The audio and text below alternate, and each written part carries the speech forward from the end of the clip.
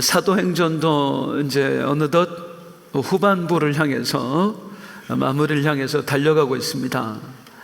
바울의 3차 전도 여행 이제 3주째 살펴보고 있습니다.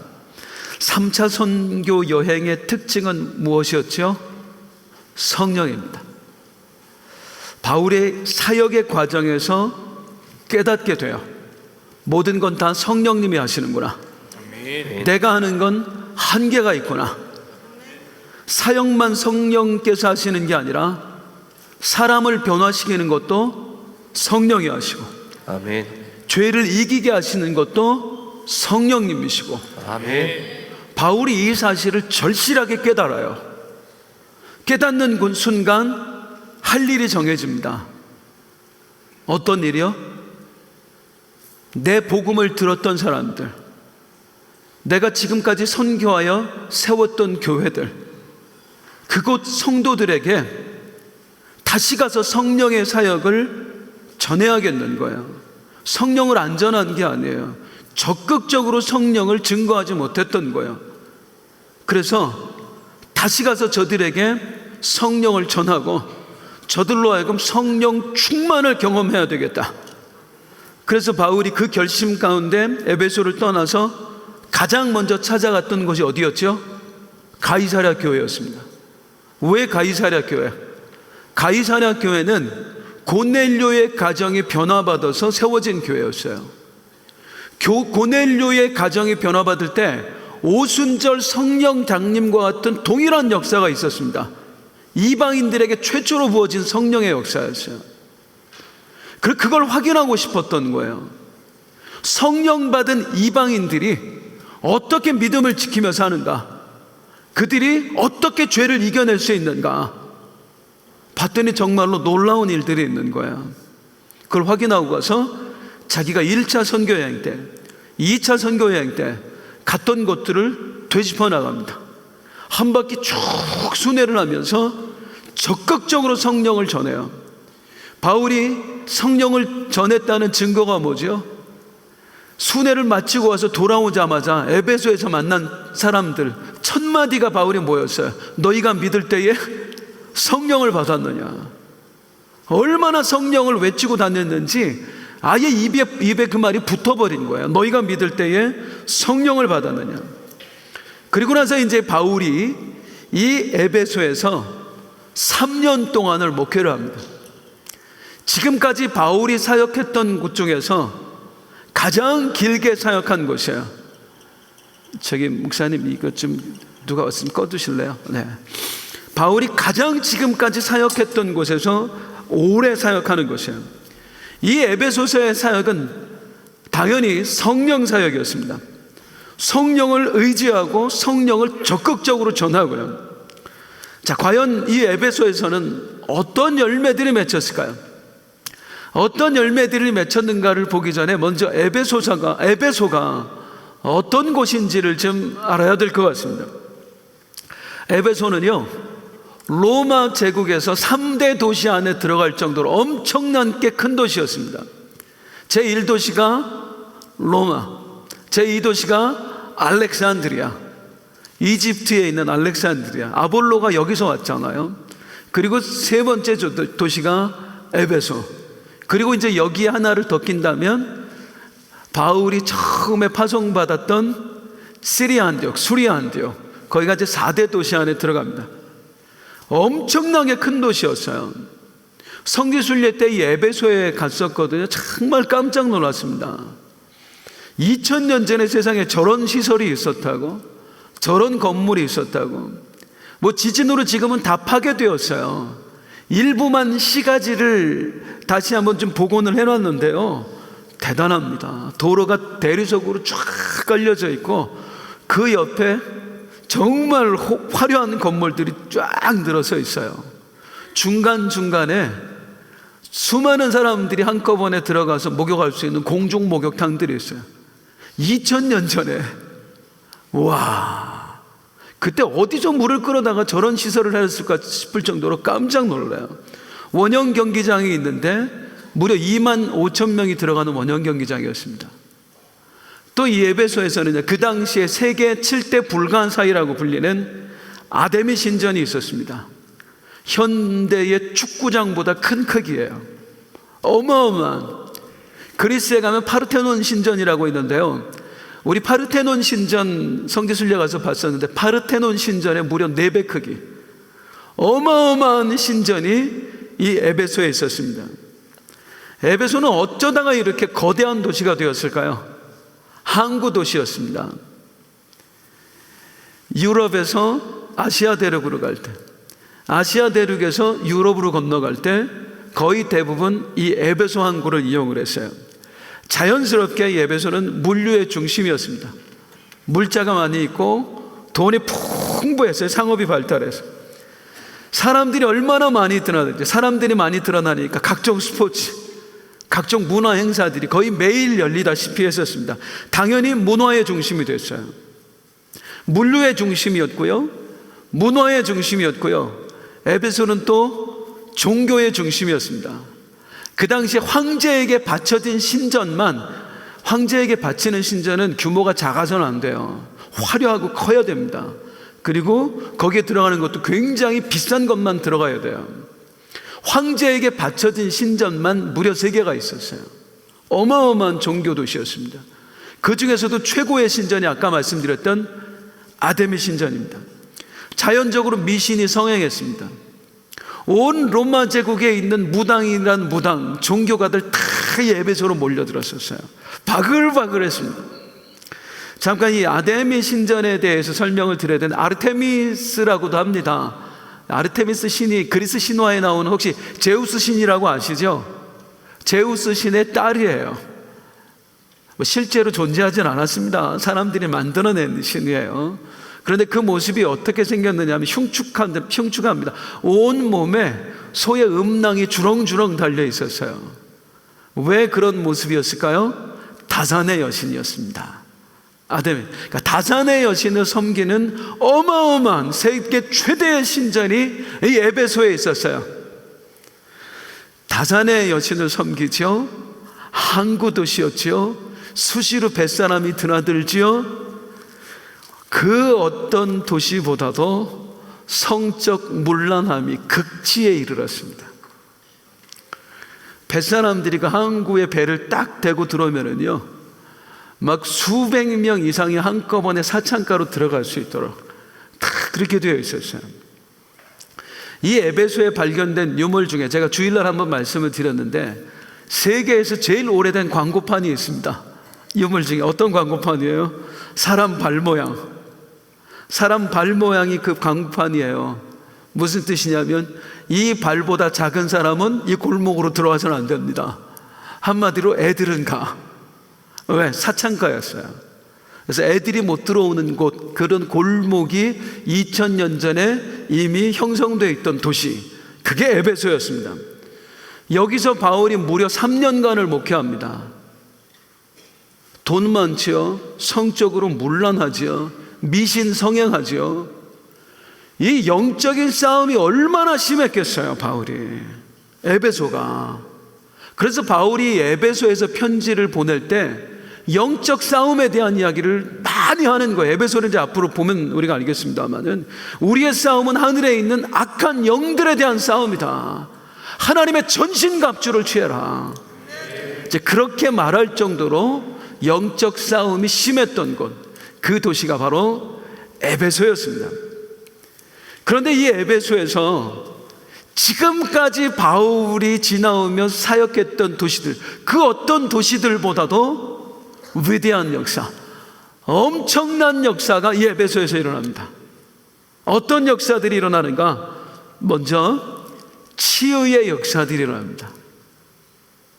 어느 정도의 치유 역사가 일어나느냐면요, 병자들이 막 치유를 받는데 바울이 썼던 손수건, 바울이 썼던 앞치마, 그걸 가져다가 병자들에게 덮어주면 병이 날 정도였어요. 그 장면을 한번 성경으로 확인을 해볼게요. 자, 성경 한번 띄워줘 보세요. 사도행전 19장 11절 12절입니다. 시작. 하나님이 바울의 손으로 놀라운 능력을 행하게 하시니 심지어 사람들이 바울의 몸에서 손수건이나 앞치마를 가져다 병든 사람에게 얹으면 그 병이 떠나고. 야, 놀랍죠. 바울이 썼던 손수건, 바울이 썼던 앞치마. 혹시 예배 끝나고 제 손수건 필요한 분 말씀하세요. 제가 드리겠습니다. 손수건, 아니, 바울이 무슨 앞치마를 썼을까요? 바울은 천막지기였잖아요. 어디를 가든지 이렇게 천막 짓는 일을 했기 때문에 여기 말하는 손수건 그리고 앞치마, 이건 바울의 작업복 말합니다. 바울이 막 일하느라고 바쁘니까 지금 빨리 지금 이거 약속한 물건을 지금 맞춰야 되니까 그거라도 주세요 하고 사람들이 가져다가 덮은 거예요. 병자들이 있으면. 근데 병자들이 막 나았습니다. 바울이 능력이 있어서 그랬을까요? 분명히 이렇게 말해요. 하나님이 행하게 하셨다. 하나님이 하신 일입니다. 바울의 손으로라고 되어 있는데 오늘 보면 바울의 손을 통해서 하나님이 하셨습니다. 그 위대한 치유의 역사, 하나님이 행하신 일입니다. 바울은 그저 하나님이 사용하시는 통로였을 뿐이에요. 하나님이 바울을 사용하시면서 위대한 치유 역사를 에베소에서 나타내신 거예요. 그러자 이제 재밌는 일이 벌어지는데요. 조금 전에도 말씀드렸습니다만은 이 에베소에 미신이 성행했다고 그랬잖아요.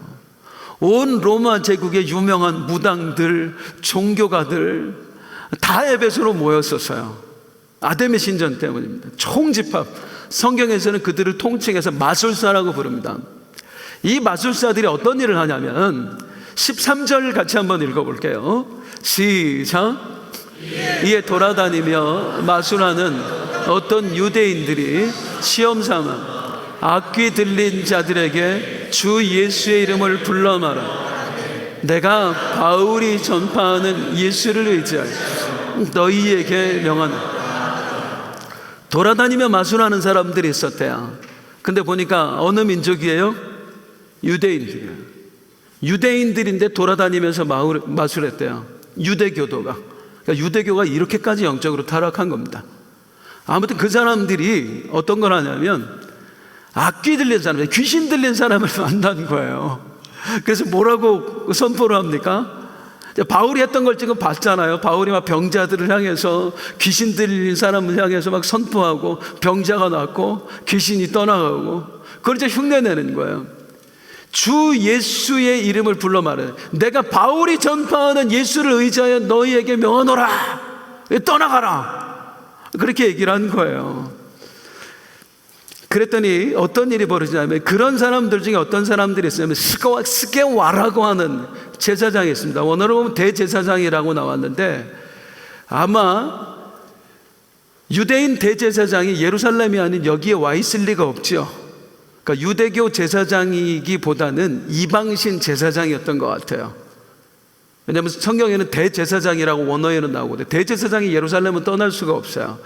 그러니까 이 에베소에 와 있는 대제사장이면 유대인이지만 이방 제사장이었습니다. 그런데 그 스게와에게 7 아들이 있었는데 이 7 아들이 그렇게 한 거예요. 내가 바울이 말하는 예수 이름에 명하노니 귀신아 떠나가라. 그랬더니 어떤 일이 일어나요? 15절 16절 한번 볼게요. 시작. 내가 예수도 알고 바울도 알거니 너희는 누구냐 하며 악귀 들린 사람이 그들에게 뛰어올라 눌러 상하여 벗은 몸으로 그 집에서 바울이 말하는 예수 이름으로 명하노니 떠나가라 했더니 악귀가는 내가 예수도 알고 바울도 아는데 넌 뭐냐 도대체. 그들이 악귀 들린 사람이 덮쳐버린 거예요. 그러면 실랑이가 일어났겠죠. 그때 뭐 지금처럼 뭐 윗도리 아랫도리 뭐 잠바 이런 걸 다 입고 다니는 때가 아니니까 그냥 콧니불 같은 거 하나 덮어 쓰고 다니던 때잖아요. 그러면서 이제 옷이 벗겨지고 하면서 벗은 몸으로 막 도망가는 일이 벌어집니다. 이게 참 우스운 일인데요. 이 일을 통해 하나님이 역사하시는데 그 다음이 중요해요. 이 일이 일어난 게 아니라 이 일을 통해서 어떤 일이 일어났는가가 중요합니다. 19장 17절에서 18절 볼게요. 시작. 에베소에 사는 유대인과 헬라인들 다 이 일을 알고 두려워하며 주 예수의 이름을 높이고 믿은 사람들이 많이 와서 자복하여 행한 일은. 이걸 보고 바울이 전했던 예수가 진짜구나를 또 한번 확인을 하고, 만약에 내가 예수를 부인하고 저항을 하면 나도 귀신에게 당하는 일이 생기겠구나 하는 두려움이 함께 찾아오는 겁니다. 그러니까 그걸 위해서 성령님이 지금 이런 일을 행하시는 거야. 그러면서 바울이 전했던 복음을 거부했던 유대인들, 헬라인들이 두려워서 찾아와요. 그리고 나서 그 앞에 회개하는 역사가 일어납니다. 그리고 이 회개의 불길이 온 도시에 번져가요. 엄청난 역사입니다. 사랑하는 성도 여러분들, 성령의 역사에는요 반드시 회개가 동반이 됩니다. 회개가 동반이 돼요. 회개 없는 성령의 역사는 없어요. 그래서 우리가 성령의 은혜를 구한다면, 성령으로 충만하기를 구한다면 반드시 선행되어야 될 건 뭐냐면 회개입니다. 하나님 앞에 저질렀던 죄, 내가 죄인 되어 살아왔던 죄, 하나님 앞에 철저하게 회개해야 돼요. 그리고 계속해서 또한 성령 충만을 원한다면 회개를 멈추지 말아야 됩니다.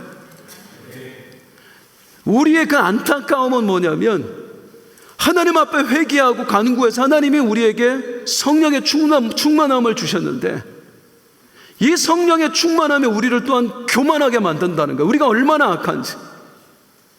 내가 행하는 일이 아니라 하나님이 행하시는 능력이거든요. 그런데 나를 통해 능력이 나타난다고, 다른 사람이 하지 못하는 인사가 나에게 나타난다고, 그것 때문에 또 교만해지는 게 우리들이에요. 그러면 마귀 역사합니다. 성령 충만을 유지하기 위해서 끝까지 회개의 마음, 낮은 마음, 죄인의 심정, 이게 필요한 줄로 믿습니다. 1907년 평양 대부흥의 역사를 알 거예요. 이 평양 대부흥이 어떻게 시작이 됐는가? 1907년 1월에 평양에 있는 장대현 교회라는 곳에서 사경회가 일어났습니다. 사경회, 지금은 부흥회를 사경회라고 하지만 그때는 그냥 성경 공부였어요. 순수하게. 근데 그 성경 공부를 하기 전에 선교사들이 모여서 이제 그 성경 공부를 인도하는데, 그때 그 당시에 전 세계적으로 부흥의 역사가 막 일어날 때였어요. 웨일즈 대부흥, 인도 대부흥, 그런 역사들이 일어날 때였어요. 왜 조선 땅에는 이런 역사가 일어나지 않는가? 이 조선 땅에는 미신이 너무나 가득한 거예요. 사람들이 아무리 복음을 전해도 이 복음이 잘 들어가지가 않는 거예요. 그래서 선교사들이 모여서 사경회를 하기로 하고 함께 회의를 하고 이제 기도 모임을 가진 겁니다. 그리고 막 함께 기도를 하는데, 그때 성령이 그곳에 임하세요. 선교사들 모임 가운데 캐나다의 선교사였던 하디 목사가 이 성령의 충만함을 받습니다. 그리고 성령의 충만함 가운데 가장 먼저 보여진 게 뭐냐면 자기의 죄였어요. 어떤 죄? 내가 조선인들에게 복음을 전한다고 하면서 교만했구나. 이 사람들 가난하다고, 못생겼다고, 체구가 작다고, 무식하다고, 내가 이 사람들을 깔봤구나. 내가 이 사람들을 사랑하지 못했구나. 성령의 임재 가운데 이 하디 목사가 그걸 깨닫고 펑펑 울면서 그걸 다른 선교사들한테 고백을 합니다. 선교사들이 함께 그 고백을 듣고 함께 회개의 역사가 일어나요. 먼저 선교사들이 회개를 한 다음에, 그 다음에 이제 장대현 교회에서 사경회를 하는데 무려 2,000명이 모여요. 어마어마한 숫자가 모여드는 거예요. 그 당시에 그렇게 모일 건물이 어디 있겠어요. 그 가운데 이제 강사로 나섰던 하디 선교사가 자기가 겪었던 일을 그대로 고백합니다. 제가 이곳에 선교사를 왔지만은 교만했습니다. 저는 여러분들을 무시하고 깔봤습니다. 제가 조선 사람들을 무시했고 여러분들을 제가 사랑하지 못했습니다 하고 공개적인 회개를 해요. 이 회개 가운데 그 자리에 성령이 임하시는데, 거기 있던 길선주 장로라고 하는, 지금은 장로라고 합니다만 그 당시에는 조사라고 불렀습니다. 길선주 조사가 갑자기 성령의 강한 그 능력에 사로잡혀요. 그래서 나도 할 말이 있습니다, 나도 고백할 것이 있습니다 하면서 그 당시만 해도 존경받던 사람이었습니다. 존경받던 사람이 사람들 앞에서 자기의 죄를 고백한다는 거 쉽지 않아요. 그런데 이 길선주 장로가 나와서 하는 얘기가, 여러분, 나는 아간 같은 죄인이올시다. 내가 친구의 돈을 훔쳤습니다. 이 죄를 여러분 앞에서 공개적으로 제가 회개합니다. 고백합니다. 어떤 일이 있었느냐면, 길선주 장로의 친구가 죽기 전에 자기 가족들에게 유산을 남기면서 자기 친구인 길선주 장로에게 부탁을 해요. 이걸 잘 간직했다가 우리 가족들에게 좀 줘라 했더니, 그 중에 이제 그 당시면 큰 돈이었죠. 100원을 빼돌려요. 내가 이 정도 일 처리해가지고 해주는데 수고비조로 이 정도는 챙겨도 되겠지, 나름대로 합리화하면서 100원을 따로 챙긴 거예요. 그걸 하디 선교사의 고백을 듣는가, 회개의 고백을 듣는 가운데 성령이 그 심령을 쳐버린 겁니다. 그걸 공개적으로 회개하면서 내가 아간 같은 죄인이올시다, 내가 죄인이올시다 라고 하는데, 갑자기 거기서 회개가 들불처럼 쫙 번져갑니다. 2,000명의 사람들이 바닥을 치면서 통곡하면서 소리 질러요. 아이고 아이고 아이고 아이고. 한 사람씩은 내가 누군가를 속였습니다, 내가 누군가를 미워했습니다, 내가 거짓을 행했습니다 하면서 회개를 하고, 각자 선교사들을 향해서 하는 말씀해 두십시오. 저 같은 사람도 소망이 있습니까? 저 같은 사람도 하나님의 용서해 주시겠습니까? 회개의 역사가 그 밤에 일어납니다. 그리고 이 사람들이 변화를 받아요. 그날 시작됐던 회개의 역사가 조선 팔도를 뒤엎는 거예요. 여기서도 회개의 역사가 일어나고 저기서도 회개의 역사가 나고, 성령이 하신 일입니다. 조선 전역에 있는 그리스도인들이 회개와 더불어서 거룩의 삶을 회복하는 순간, 그동안 멈춰져 있던 복음의 물꼬가 터져버리는 거예요. 선교사들이 아무리 애쓰고 노력해도 이놈의 조선인들이 복음을 받아들이지 않았는데, 그 회개의 역사가 일어난 이후로 이 변화된 조선인들의 모습을 보고 나도 예수 믿겠다고, 자기한테 어느 날 갑자기 와서 회개하고 정직하게 살아가니까 도대체 예수가 누구길래 사람들을 변화시키는가, 나도 예수 믿겠다고, 나도 예수 믿겠다고. 그러면서 복음이 쫙 퍼져나갑니다. 그때 선교사들이 도전을 받고 본격적으로, 그동안은 머뭇거렸어요. 과연 이 조선이 투자할 가치가 있는가? 그런데 성령이 사랑하시는 나라구나, 성령이 역사하시는구나. 그리고 본격적으로 이제 본국에 연락해서 그때 우리나라에 학교를 세우고 병원을 세우고, 그러면서 복음이 급속도로 확산되게 됩니다. 그게 지금 한국교회를 만들어낸 거예요. 지금의 한국교회가 있게 한 시작, 성령의 역사고요. 성령의 역사는 다른 걸로 나타나지 않았습니다. 회개의 역사로 나타났습니다. 이런 회개의 역사가 에베소라는 도시에서 일어난 거예요. 그 문란한 도시에서, 성적으로 문란하고 영적으로 문란한 도시에 회개의 역사가 일어나는 거예요. 그러자 이제 평양 대부흥 같은 역사들이 또 일어나는데, 19절을 한번 보겠습니다. 시작. 많은 사람이 그 책을 모아가지고 와서 모든 사람 앞에서 불사르며 그 책값을 계산한즉, 무당들이 회개하고 돌아오는데요, 여기 이제 책, 마술책, 뭐 우리로 보면 뭐 사주팔자 보고 뭐 그런 뭐 여러 가지 책들이겠죠. 이걸 가져다가 불을 살라버리는데 은 5만이나 되었더라. 이게 은 5만은 뭐냐면, 은 하나는 하루 품삯입니다.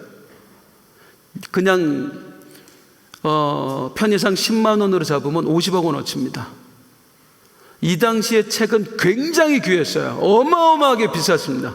지금처럼 종이가 있는 시대가 아니었어요. 양피지에 글을 썼잖아요. 책값 하나가 어마어마하게 비쌌어요. 그 책을 하나 사기 위해서 얼마나 애를 썼겠어요. 그걸 불러다가 그걸 모아다가 하나님 앞에서 불살라 버리는 거야. 이 영적 대각성 운동이 에베소에서 일어났습니다.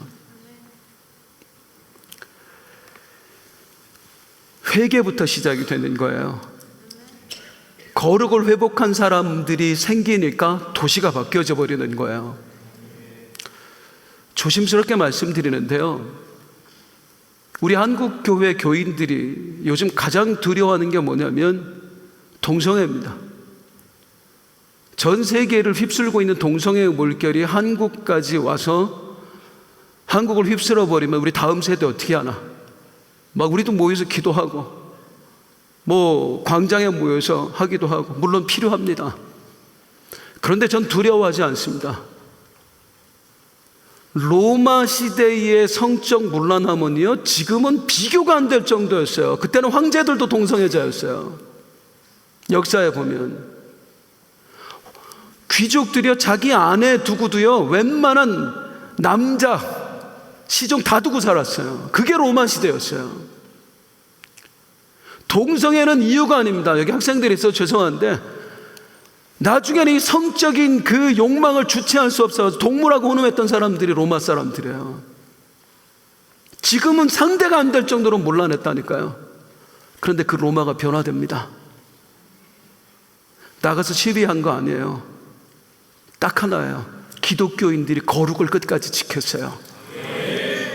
이 기독교인의 거룩함을 보고 귀족들이 감화를 받고, 나중에 그 복음이 황제를 변화시키고, 황제 한 사람이 달라니까 로마 제국이 기독교로 국교가 되어버리고요, 그때 동성애가 사라지는 거예요. 기독교가 죽으니까 다시 동성애가 중세 때 들어오는 거고요. 중세 때면 레오나르도 다빈치, 미켈란젤로 다 동성애자였어요. 복음이 흥왕하고 그리스도인들이 제자리만 지키면 죄가 설 자리가 없어집니다. 우리가 이 죄와 싸우는 가장 확실한 방법, 가장 확실한 힘은 어디서 나면 우리의 거룩에서 나와요. 세상의 사람들은 니들 못됐다 어쨌다 할 필요가 없어요. 니들 그러면 안 된다 할 필요 없어요. 내가 먼저 거룩을 지켜내야 되고, 내가 먼저 그리스도인답게 살아야 되고, 내가 먼저 내 죄의 쓴뿌리를 뽑아내야 됩니다. 그러면 성령께서 나를 통해 세상을 변화시키십니다. 두려워하지 마세요. 내 거룩만 지켜내자. 내가 거룩하면 내 자녀 지켜낼 수 있어요. 우리 자녀들이 거룩하면 그 주변의 친구들을 지켜낼 수 있어요. 이게 기독교인이어야 돼요. 세상은 그렇게 변화시키는 거예요. 전 도시가 떠들썩했습니다. 에베소 도시 자체가 변화되어 버립니다. 그 어떤 곳에서 이런 역사가 없었어요. 바울이 사역했던 어떤 곳보다도 가장 강한 성령의 역사가 여기서 일어났습니다. 그러면 우리가 궁금해지는 거 있죠. 왜 에베소에서 이런 일이 일어날 수 있었을까? 퀴즈. 누가 행하신 일이에요?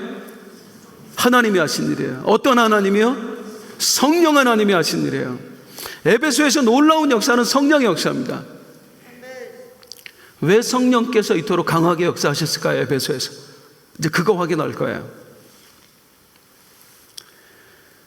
성령의 역사가 일어났다라고 생각하면 성도님들 딱 어떤 생각이 드세요? 바울이 열심히 성령을 전하고, 그리고 열심히 성도들이 부르짖어 기도했더니 그들에게 성령이 임해서 도시가 바뀌었구나, 엄청난 성령의 역사가 일어났구나, 우리 이렇게 생각하거든요. 그렇지 않습니다. 우리는요, 열심히 부르짖기만 하면 성령의 역사가 일어나는 줄 알아요. 물론 성령의 역사는 부르짖음 없이는 안 일어납니다. 부르짖어야 성령의 역사가 일어납니다. 그런데 부르짖기만 해서는 절대 성령의 역사는 일어나지 않습니다. 사랑하는 성도님들, 성령의 역사를 경험하기를 원하십니까? 성령 충만을 원하시나요? 오늘 말씀에 귀 기울여 보세요. 에베소에 왜 그런 성령의 위대한 역사들이 나타났는지, 에베소에 나타난 위대한 성령의 역사 어떻게 가능했을까? 첫 번째, 성령의 계획하심이 있었습니다. 따라서 성령의 계획하심.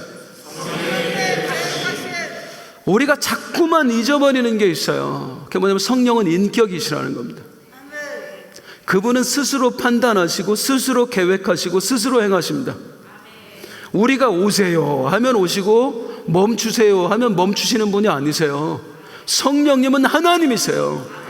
인격을 가지신 하나님이세요. 성령님은 늘 주체가 되셔서 스스로 일하시는 분이에요.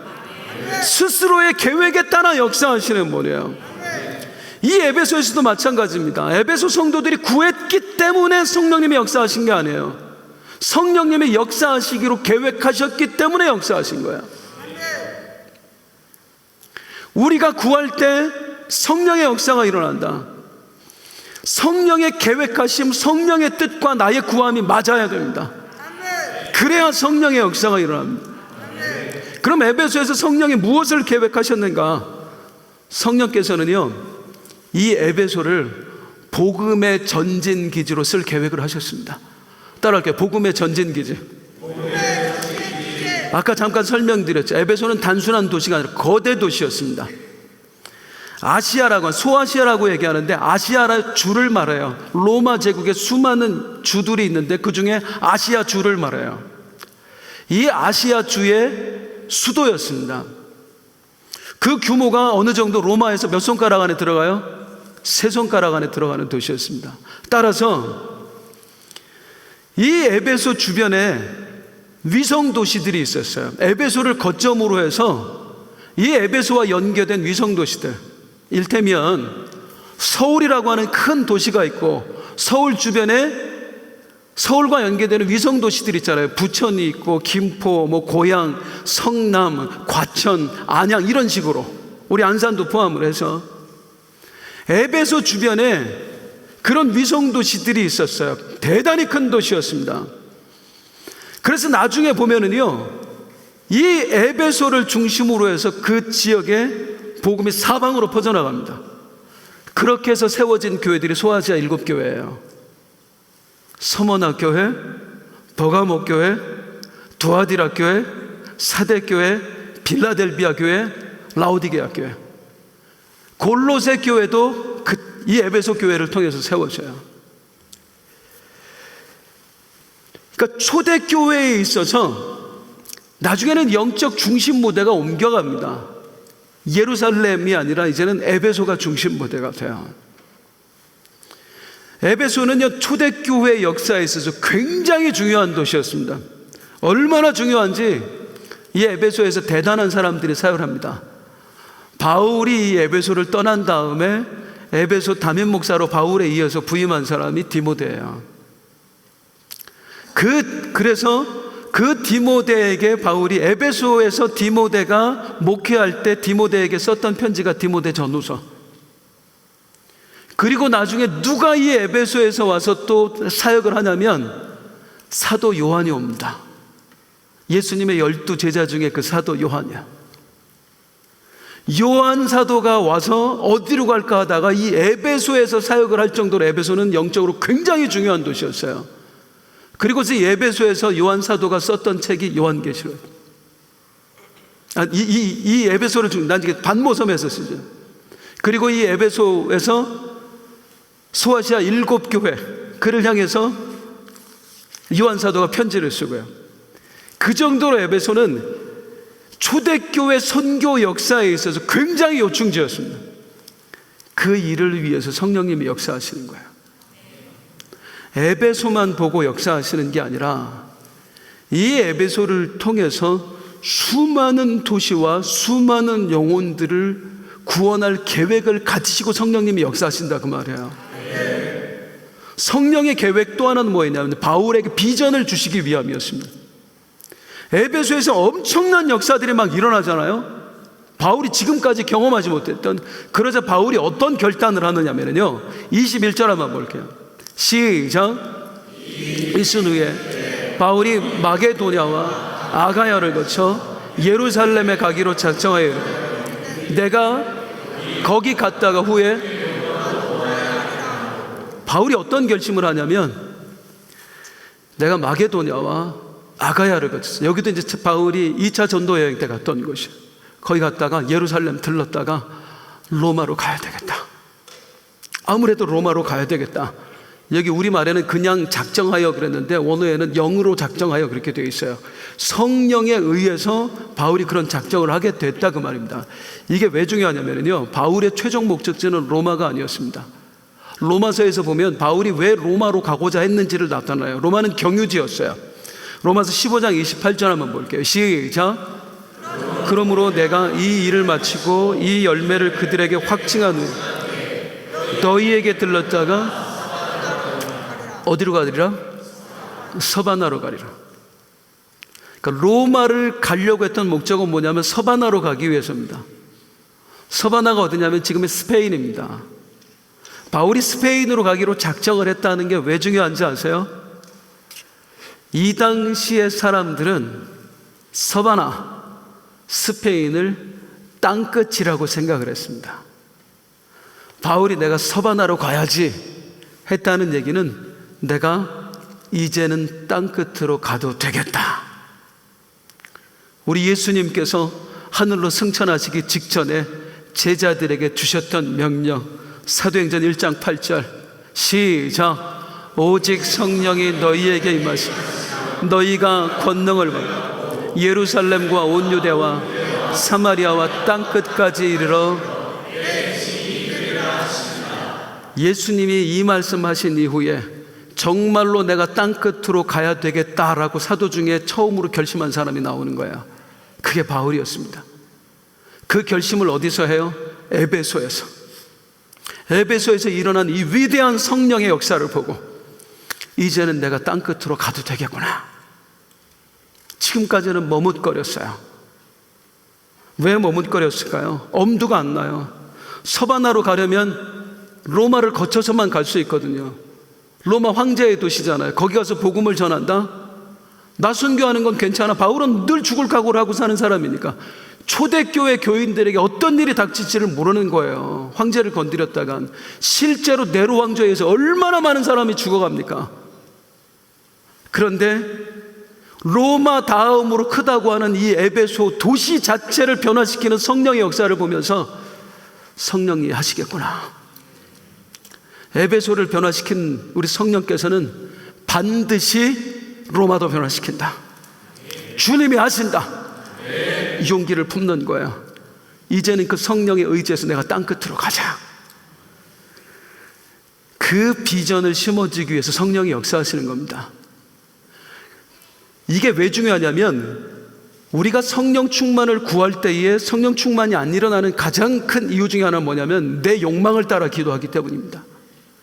우리 성령님은 내 욕망에 응답하시는 분이 아니세요. 그분은 그분의 계획 따라 일하시는 분이에요. 우리는 성령 충만을 구하기 전에 말씀을 통해서든 끊임없이 묵상을 통해서는 확인해야 돼요. 내가 구하는 기도가 하나님 뜻에 합당한가? 그리고 하나님 뜻에 맞춰서 기도할 때 성령의 역사가 일어나는 거예요. 또 하나 이 성령께서 역사하신 이유, 성령의 계획은 뭐냐면요, 이건 중요합니다. 바울의 사도권을 확립시키기 위해서입니다. 바울의 무엇을? 사도권. 이게 무슨 말이냐면 스게와의 일곱 아들이 바울을 흉내냈다가 완전히 혼비백산해요. 손이 나가버려요. 그래서 온 도시의 사람들이 바울을 두려워하게 됩니다. 그리고 나서 어떤 일이 일어나죠? 병자들을 낫게 하는데 바울의 손수건 그리고 바울의 앞치마를 가져다가 놓으면 병자들이 나을 정도였어요. 우리 생각은 뭐냐면, 야, 바울이 얼마나 은사가 충만했으면 그런 일이 일어날까. 그리고 오늘날 이 시대에도 은사자를 찾아다니고 막 그러잖아요. 그게 아니라니까요. 왜 성령께서 바울을 통해 이런 역사가 일어나게 하셨을까? 바울이 에베소에서 겪었던 일, 스게와의 일곱 아들의 혼이 나가버리고 사람들이 두려워하고 병든 자에게 막 앞치마 손수건 놓으면 병자가 막 낫고, 이 장면을 딱 보면 생각나는 사람이 있어요. 거의 똑같은 사건이 일어났습니다. 사도행전 5장에서 예루살렘의 베드로에게 아나니아와 삽비로가 와서 성령을 속였다가 완전히 혼이 나가는 정도가 혼이 떠나버리죠. 죽습니다. 그때 예루살렘 사람들이 베드로를 굉장히 두려워하죠. 그러고 나서 베드로를 통해서 치유의 역사가 일어나게 하시는데 어느 정도였어요? 사람들이 베드로의 그림자에라도 닿고 싶어 할 정도였어요. 그러니까 지금 이 에베소에서 사도 바울에게 일어난 성령의 역사는 베드로에게 일어났던 성령의 역사와 완전 데칼코마니 똑같아요. 이걸 통해서 하나님이 어떤 메시지를 초대교회 성도들에게 던지시는 거예요? 바울도 사도야. 베드로만 내 사도가 아니라 바울도 내가 택한 나의 사도야. 바울의 사도권을 확립시키세요. 이게 왜 중요하냐면, 그래야 바울이 세례줬던 사람들, 바울이 개척해서 세운 교회가 정통교회로 인정받는 거예요. 이 유대인 놈들이요, 믿는 놈들도요, 이방인 교회를 인정을 안 하는 거예요. 바울 그게 뭔데? 너 바울한테 세례 받았어? 바울이 그 교회 세웠어? 니네 다 이단이야. 그런데 에베소에서 바울이 사도다라는 걸 보여주시는 거예요. 그 교회의 영혼들을 하나님께서 보호하시는 거예요. 또 하나 중요한 게 바울의 사도권 확립시키는 게 왜 중요하냐면, 아세요? 바울이 신약 27권 중에 13권을 씁니다. 바울이 이때 사도로 인정받지 못했으면 바울의 편지는 성경이 못 돼요.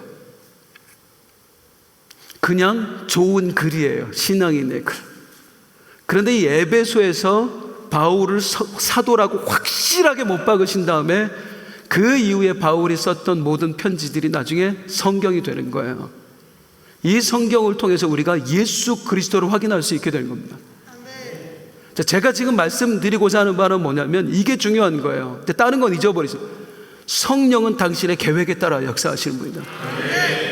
우리의 욕망, 우리의 욕구, 우리의 부르짖음에 역사하시는 분이 아니라 철저하게 당신의 계획에 따라 역사하시는 분이다. 에베소의 성령의 역사는 성령의 계획에 따라 일어났습니다.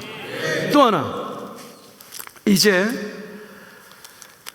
여기에 좀 제가 도전 받았는데 우리 성도님들에게 도전이 되기를 원합니다.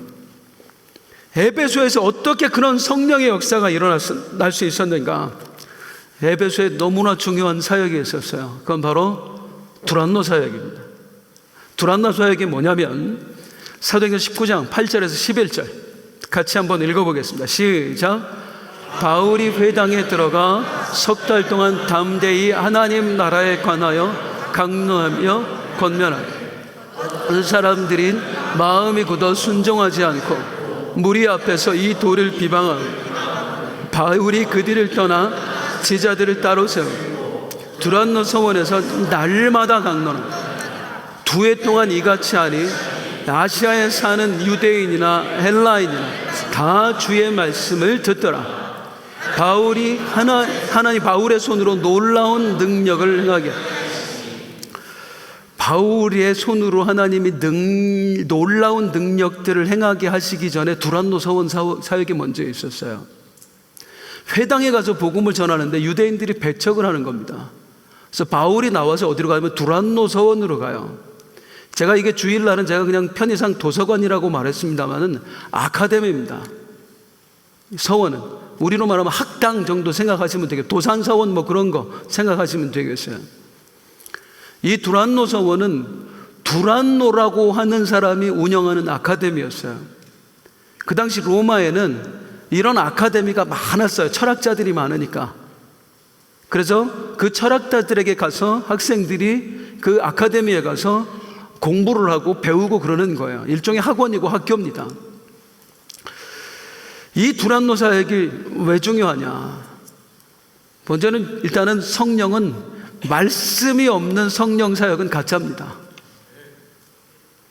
바울은 에베소에 보낸 편지에 뭐라고 그랬어요? 성령 곧 말씀의 검이라고 말해요. 예. 말씀의 역사가 빠진 은사는 진짜 은사 아니에요. 마귀의 역사일 확률이 매우 높습니다.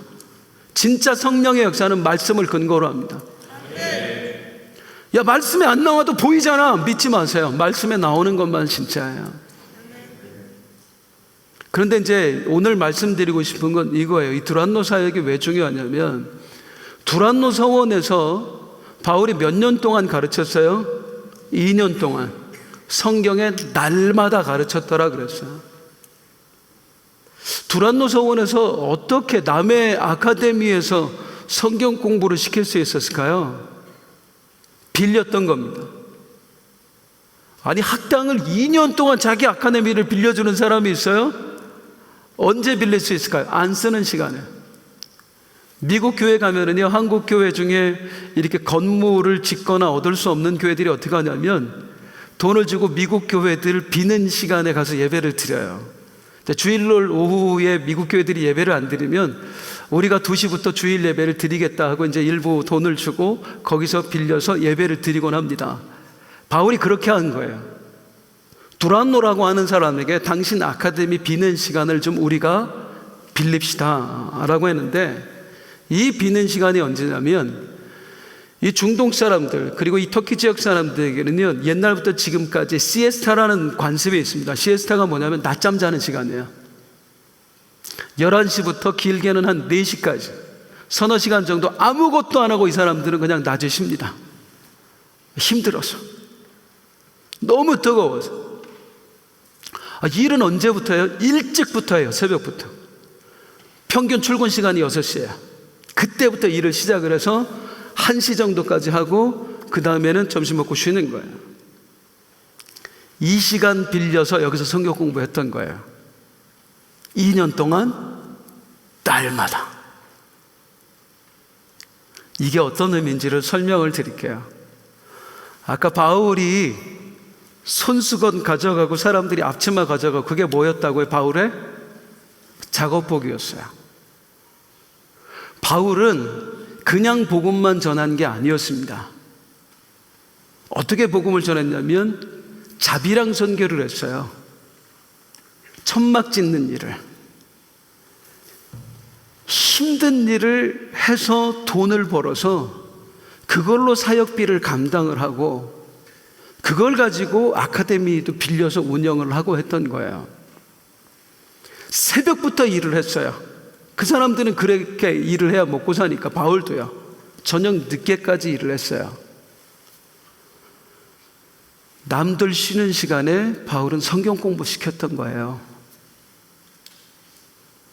그 시간을 쪼개서 그곳에 달려가서 3시간, 4시간, 2년 동안 날마다 성경 공부 시키고 밤 늦게까지 천막 짓는 일 하고, 그리고 새벽에 일어나서 또 천막 짓는 일 또 하고, 남들 다 쉬는 시간에 자기는 안 쉬고 달려가서 성경 공부 시키고 2년 동안 날마다. 바울만이요, 거기 와서 성경 공부하는 사람들 다 그 예수쟁이들. 남들 일하고 너무 피곤해서, 얼마나 피곤하면 그 시간에 쉬겠어요. 그 사람들은 그 시간에 쉬는 시간, 거기서 힘을 얻어서 다시 일을 한다니까요. 그런데 이 예수쟁이들이 얼마나 하나님에 대해서 알고 싶었던지, 얼마나 복음을 사모했던지 쉬는 시간이 필요 없는 거예요. 날마다 모여서 자기의 쉼을 포기하고 말씀 듣고, 또 삶의 현장으로 가서 일하지 못했던 거 밤늦게까지 일하고, 새벽에 또 일하고, 낮이면 다른 사람 쉴 때 와서 또 말씀 듣고, 쉼을 포기하고 말씀을 전하는 사람, 자기의 쉼을 포기하고 말씀을 사모하며 듣는 사람, 이걸 성령이 보신 겁니다. 이 정도로 하나님을 알고 싶어하고, 이 정도로 복음을 사모하고, 이 정도로 하나님을 사랑하는 그 사모하는 심령을 하나님이 보시고 견딜 수가 없어서 그들에게 역사하시는 거예요.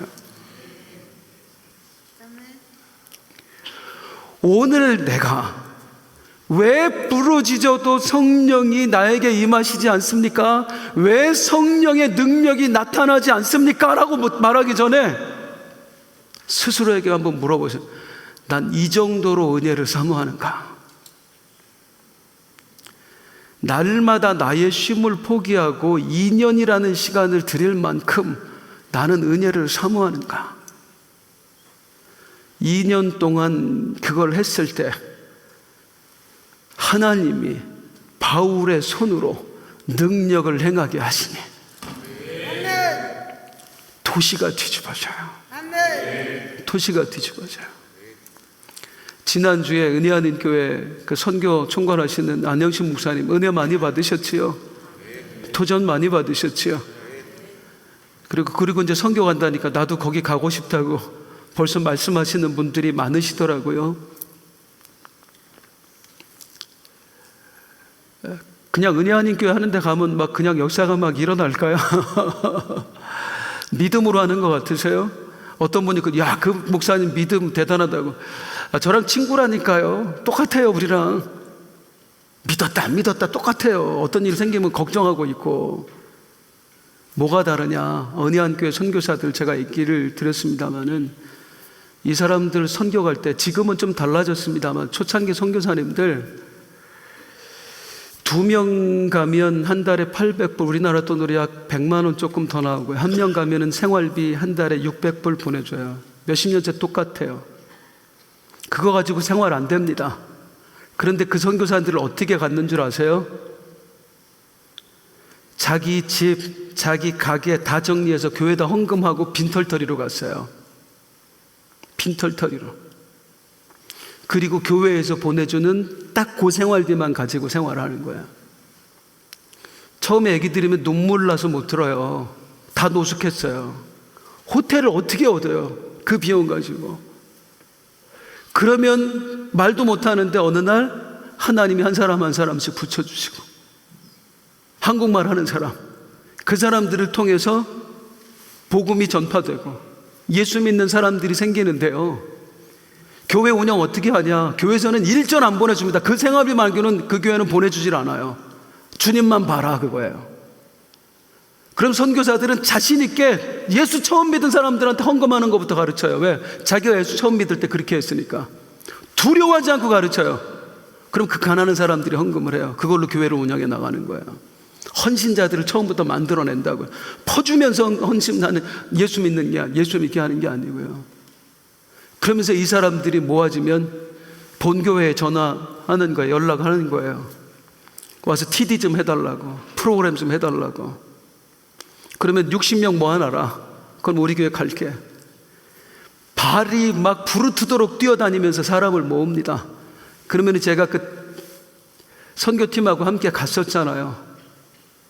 50명, 60명 막 그렇게 간다. 그러면 또 딴 데서 이제 합류해서 가는데, 콜롬비아 갈 때 보니까요, 6주에서 평균 8주 정도로 사전 모임을 하는데, 사전 모임하면 성도님들 뭐 교회에서 일절 비용 대주는 거 없습니다. 다 자비랑입니다. 거기는 선교하려면 하나님 앞에 헌신해라. 그거부터 선교다.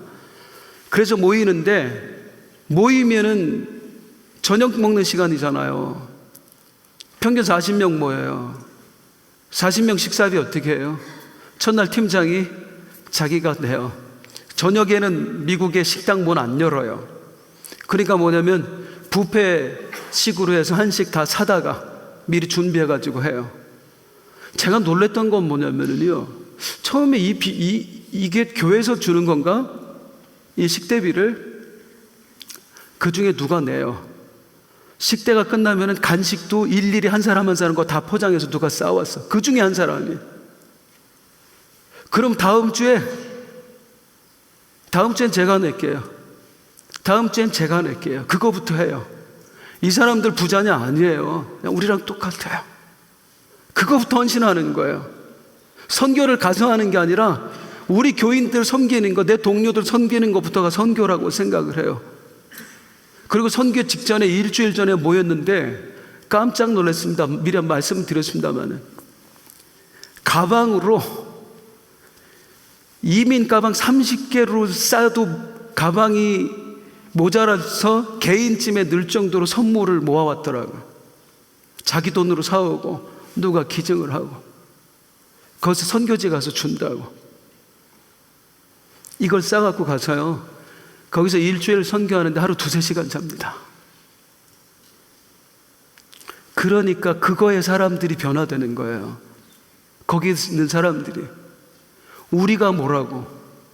그 사람들 입장에서 미국 시민권자면 대단하잖아요. 못 사는 나라들, 솔직히 가난한 나라들. 미국 시민권 가진 사람들이 우리가 뭐라고 와서 우리를 이렇게 섬겨주지? 이 선물이 다 뭐지? 거기 보면 누가 산지 다 알아. 이름 찍혀져 있으니까. 거기서 사람들이 뒤집어지고, 그 중에서 몇 사람이 나도 예수님을 위해 한번 살아보겠습니다. 그래서 그 행사 한번 하고 나면 신학생이 3명, 4명, 5명씩 나오고, 그렇게 해서 40년 만에 교회가 전 세계 10,000개의 교회가 되는 거예요. 그냥 부르짖었다고 되는 게 아니라 나의 전부를 드리는 그 간절함, 거기 하나님이 역사하시는 거예요. 성령께서. 오늘 우리가 왜 부르짖어도 나에게 성령을 부어주시지 않으십니까? 왜 나에게 역사하지 않으십니까? 왜 내 병을 고쳐주지 않는 겁니까? 내 문제를 해결해 주지 않는 겁니까? 라고 묻기 전에 나는 정말 하나님 앞에 간절한가? 정말 하나님을 위해서 그렇게 간절한가를 돌아봤으면 좋겠어요. 자판기 하나님이 아니세요. 인격의 하나님이세요. 우리가 감동시키면 더 큰 감동을 우리에게 보상하시는 분이 그분이십니다. 주여, 당신을 향한 간절함이 회복되게 하여 주시옵소서. 간절함이 회복되게 하여 주시옵소서. 외치는 이 밤 되기를 소망합니다. 일어나서 함께 찬송하겠습니다.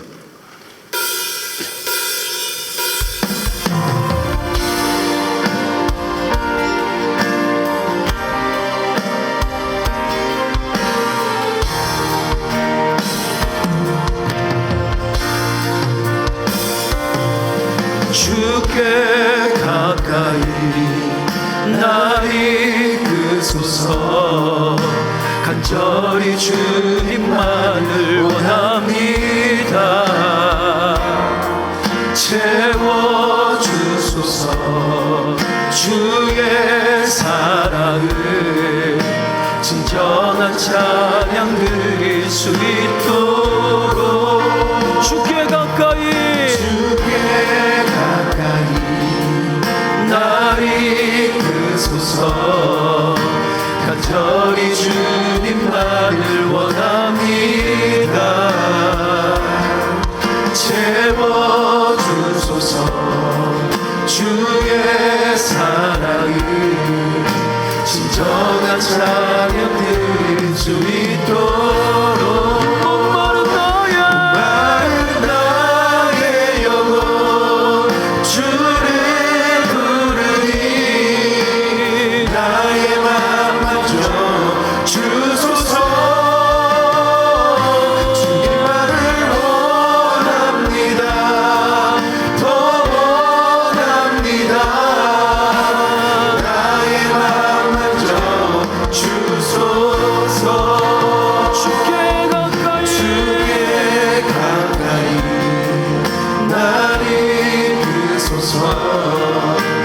간절히 주님만을 원합니다. 채워주소서.